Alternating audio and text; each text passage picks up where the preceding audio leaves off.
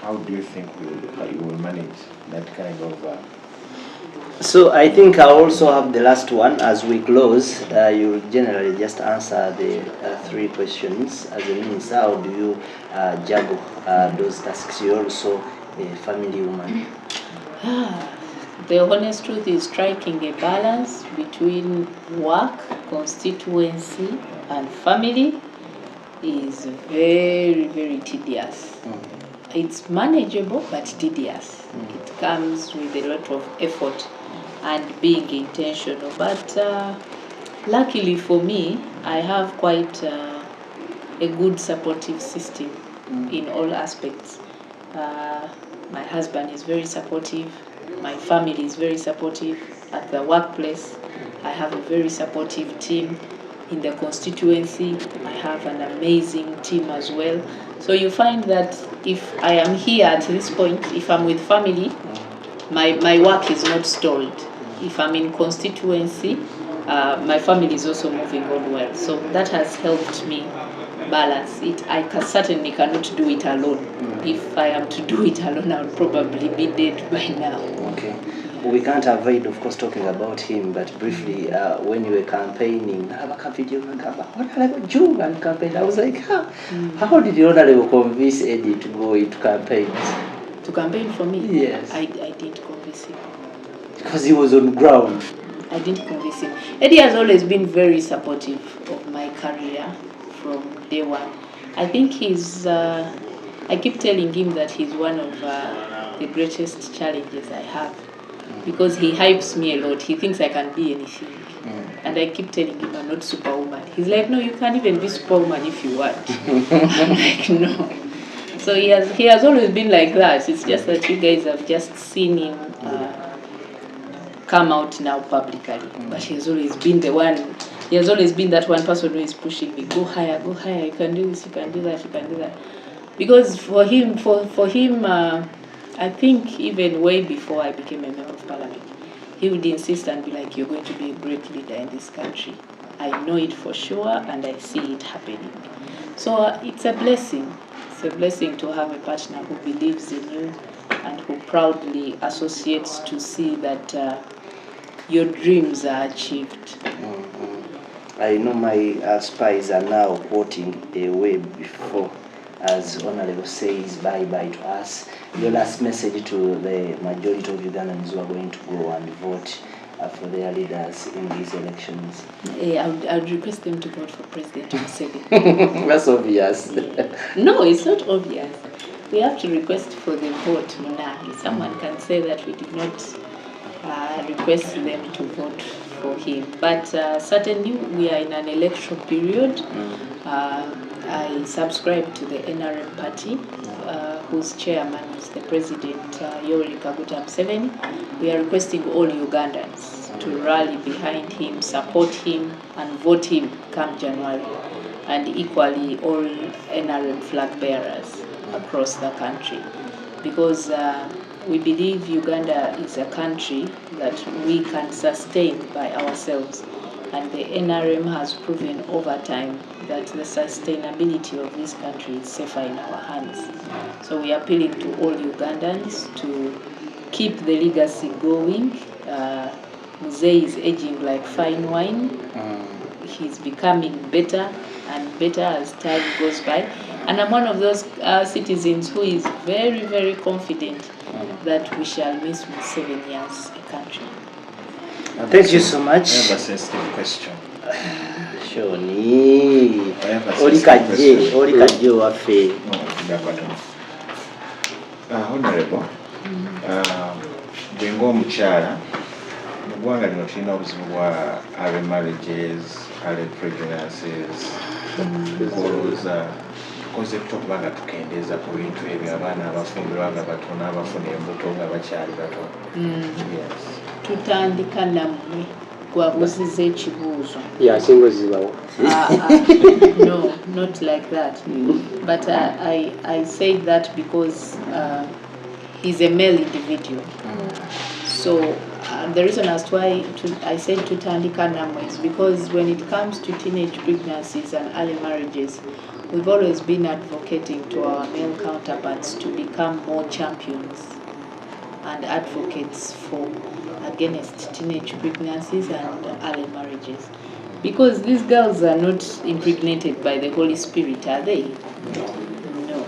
It is certainly our brothers, our relatives, our friends, our leaders, our neighbors who impregnate these girls. So my appeal has always been, let us have the moral consciousness and be considerate enough. What would make you have a girlfriend in high school, Sean Styles? What reason would you have for that? And you find men shamelessly engaging young girls when you certainly know that this girl is below the age of 18 into sexual enticements that they are not ready for. And it is very clear that whether you're able to woo them at that time, they are making uninformed decisions. So if I believe strongly, if our male counterparts can be the line advocates for this, our problem would be solved. And sometimes it is said to be like most of these young girls, they fall for older men for materialistic things. You see, whatever the situation is, as an old man of mature age, what excuse do you have to sleep with a young girl? Like how shameless can you be? Whether she wants money from you or not, I mean, can we ever reach to that level of self-control? We are always arguing with our friends and saying, I mean, if it is about having sex, there is a lot of mature free sex moving everywhere. Look around for a mature woman. Look around for someone who is already above age. My greatest heartbreak is the school-going girls. You find men openly engaging with school-going girls, some of them even in school uniform. We've had incidences where men are being arrested with girls in their cars, and the girl is in school uniform. What excuse do you have for that? Whether you have the money, whether you have whatever words to convince them, I mean, it's a very demonic act, by the way. And until it happens to your sister or your daughter or your relative or somebody that you hold dear to your heart, you don't get to understand how painful it is and how much it is costing our country. Because you see, a teenage pregnancy does not just end there at a young teenager getting pregnant and dropping out of school for that period. It carries on to the future. Because if a teenage girl is going to raise a child, what are the chances that that child will end up successful? What are the chances that this teenage girl, at whatever level she dropped out from, can be able to offer this child through the ladders of life a decent education and nothing? You end up seeing that across now we are building a population of mediocrity, of people who are just there. Who are just there. We are just filling our homes with people whom will grow up with a lot of frustrations, and they can. You have to do a lot of work to mold them to get productive citizens. So Bambi, it is a call to everyone. Teenage pregnancies and early pregnancies and early marriages, is not a situation that we can be proud of as a society.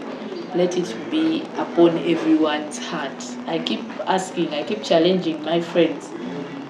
Me, on my village where I come from, growing up, there were stories of, oh, this girl has dropped out of school, oh, this one has been impregnated. Right now, come and impregnate a young girl in my village. Come and try. So the question is, are you doing the same in your village? Because you can find that the neighbor next to you is a teenage child who has been married. And you, who has the exposure and education, is their neighbor and you are quiet. and you wake up and even greet yourselves, hey, good morning. neighbor. So really, let us take it as a serious responsibility upon us all, because that is certainly not a problem that can be solved by government. It can't. It is upon us as a people. Thank you so much, Honorable. Thank you so much, Sean Stills. That was a very good question as we close this. We're still in Western Uganda. Tomorrow I think we're going to be in Arua for still. We are in West Nile. West Nile. West Nile. We've observed Western Uganda and West Nile. Thank you so much. West Nile is the only sub-region in the country with the name in English. In the English, yeah. Thank you. Basabi, obugambo obusembayo mu Luganda. Pozi nabadde ngambye ntya bannayuganda bonna bonna tubasaba mulonde President Museveni mu kalulu akaddako lwakuba Abadivaiza si wagira. But I already said the others. Namwe mujja kugataba. Tumira online friends. Lwakuba eggwanga lyaffe tulina dikuuma. Thank you so much. I don't know why when I face cameras all my Luganda disappears. When I'm off camera I speak. She was in Uganda. Wano emalenda okugambira nti you a minister. Naye ever since you and Eddie Kenzo came out, wafuka celebrity. I'm not a celebrity. You are a celebrity, Honorable. I've been saying, I think my friends keep arguing, they keep telling me, I think many people expect me to become a celebrity, but no, I'm not. Already you are, you know why? Because whenever we see you, we pull out our cameras. Yes, and it's not on every minister. And you give me that excitement of as if you have seen an artist. I'm not an artist. Thank you so much, Honorable. Omukulu.